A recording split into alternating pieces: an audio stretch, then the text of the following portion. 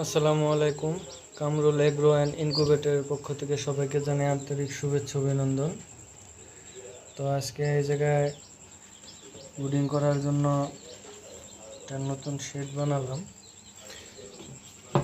এই জায়গায় কিছু কোয়েলের বাচ্চা ফুটছিল, ব্রুডিং করতেছি।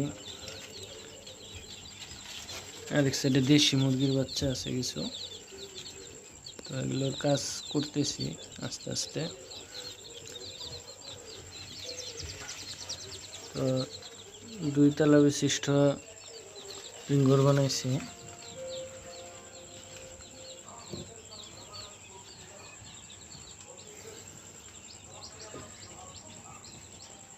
W300 3001-এর মেশিন কন্ট্রোলার, অটো তাপমাত্রা নিয়ন্ত্রণ করে।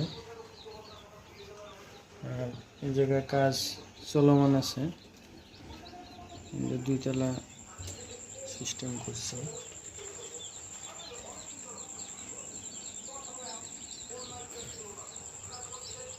তো সবাই দোয়া করবেন ইনশাল্লাহ।